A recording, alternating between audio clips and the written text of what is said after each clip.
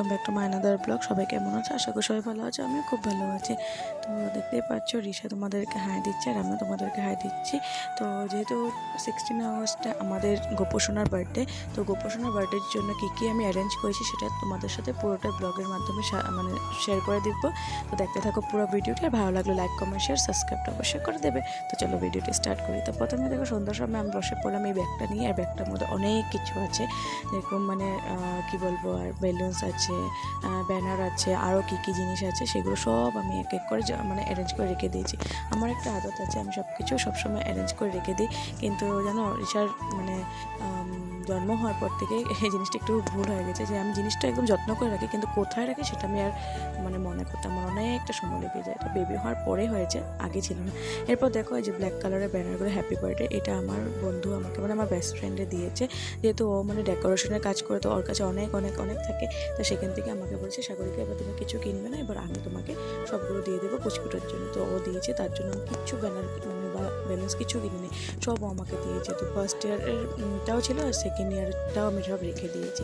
এরপর দেখো ঠাকুরঘর ঢুকে পড়েছি। ঠাকুরঘর ঢুকে দেখো কলার পাতা দিয়ে এবার একটু ডেকোরেশন করবো ভাবছিলাম। তো আমাদের বাড়িতে তো কলা গাছ একটা নতুন হয়েছে, সেটা দিয়ে শুরু করে দিয়েছি, মানে সেটার থেকে পাতা দুটো কেটে সুন্দর করে ডেকোরেশন করছি। আর এদিকে ময়ূর পাঙ্খ লাগিয়ে নিয়েছে। আর এই ফুলগুলো যে দেখছো মালাগুলো, তো এই মালাগুলো না লাস্ট ইয়ার আমি কিনেছিলাম, কিন্তু জানো কি একটা মজার কাহিনী, লাস্ট ইয়ারও কিনেছিলাম জন্মাষ্টমীর সময়, কিন্তু আস্তে আস্তে মনসা পূজার সময় এসেছে, তারপরে আমি মনসা পূজার সময় ডেকোরেশন করে লাগিয়ে দিয়েছিলাম। তো এবার জন্মাষ্টমীর সময় সেই মানে সেগুলো আমার কামে দিচ্ছে। এরপর দেখো সুন্দর করে সাজিয়ে নিয়েছি। তো আমি নর্মালি গোপালকে পুজো দিতে, সেটা আমার মানে ফটোতে পুজো হয়, যেটা তোমাদেরকে আমি পরের পার্টে দেখিয়ে দেবো। তো আমাদের তো গোপাল নেই, তাই আমরা ফটো দিয়েই পুজো করি। তো ফটো দিয়ে পুজো করতেও মজার আনন্দ কিন্তু।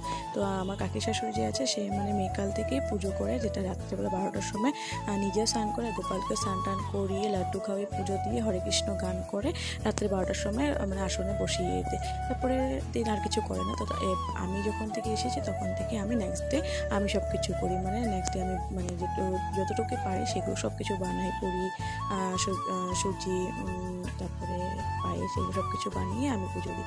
তো আমি তো 2 বছর ধরে দিচ্ছিলাম, এই নিয়ে 3 বছর হবে। তো আশা করি আরও দিনগুলোতে যেন আরও সুন্দর করে করতে পারি। রিশা বড় হয়ে গেলে তো আরও সুন্দর করে করতে পারবো।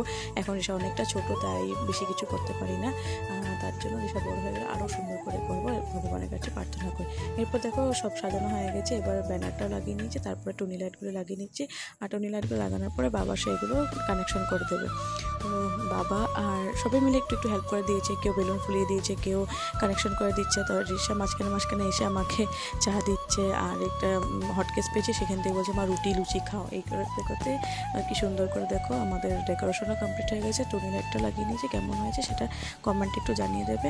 তারপর আমি বাঁশিটাও এনেছিলাম, যেটা বাঁশিটার মধ্যে একটু কলকা ডিজাইন করেছি, যেটা তোমাদের সাথে শেয়ার করছি।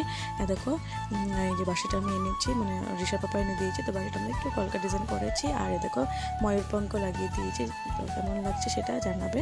আর ফাইনাল লুকটা তোমাদের সাথে শেয়ার করে দিচ্ছি।